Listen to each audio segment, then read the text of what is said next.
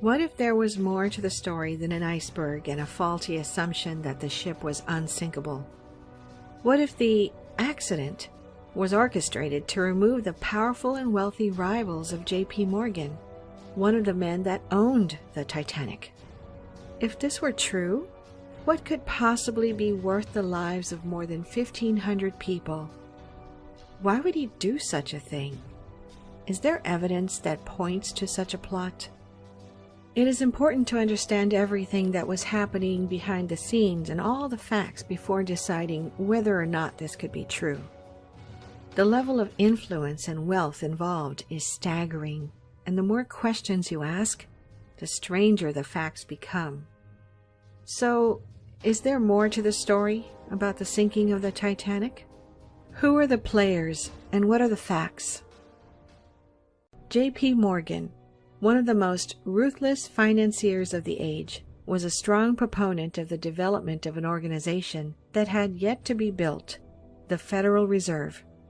He believed that the Federal Reserve was not only a good idea, but a necessary one. He and his bank had to personally organize and oversee the bailouts of many smaller banks and businesses, using his leverage and clout to convince others to go along with his plans.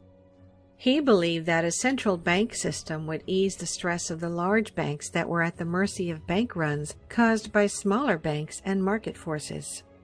J.P. Morgan wanted a private version of the Federal Reserve as opposed to a government-controlled Federal Reserve, which was being proposed at the time by progressives in Washington. Only professionals and expert bankers should be in charge of the central bank, not government bureaucrats, thought Morgan. He was in favor of and a vocal proponent for the private Federal Reserve option.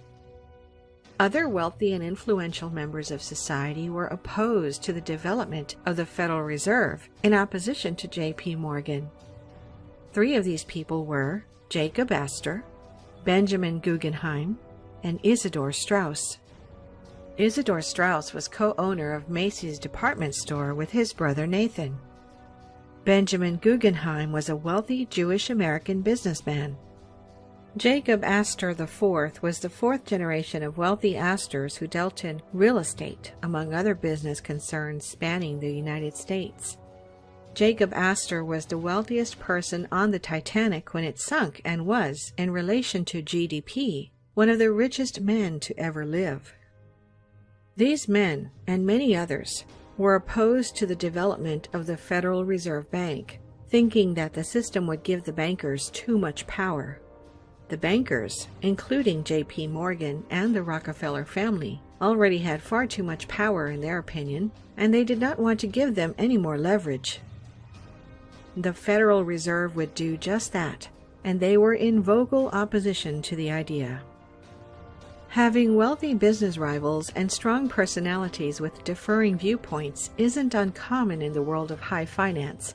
However, the fact that these disagreements exist isn't enough to imply that the crashing and sinking of the Titanic was planned and coordinated by J.P. Morgan. Interestingly, when you dig deeper, you find a string of coincidences, incredible luck, and stories that don't quite line up, particularly when it comes to J.P. Morgan himself. What kind of coincidences and luck, you may ask? Well, while J.P. Morgan was scheduled to be on the Titanic for her maiden voyage, he abruptly canceled his trip at the last minute. Why was he not taking this momentous and grand voyage? He was supposedly ill.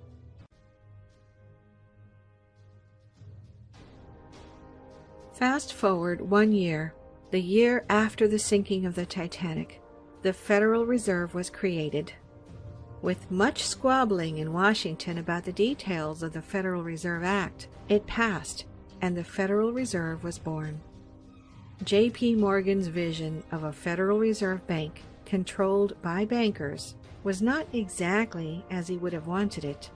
There was some federal government control wielded by the appointees to the Federal Reserve Board, but their control of the actual operation is limited. Some elected representatives were critics of the act and stated as much after it had been passed by Congress. President Woodrow Wilson himself, who helped form the bill and used much of his political capital to get it passed, eventually came to regret signing it. He said this near the end of his life. "I am a most unhappy man. I have unwittingly ruined my country. A great industrial nation is controlled by its system of credit. Our system of credit is concentrated. The growth of the nation, therefore, and all our activities are in the hands of a few men. We have come to be one of the worst ruled, one of the most completely controlled and dominated governments in the civilized world. No longer a government by free opinion, no longer a government by conviction and the vote of the majority, but a government by the opinion and duress of a small group of dominant men."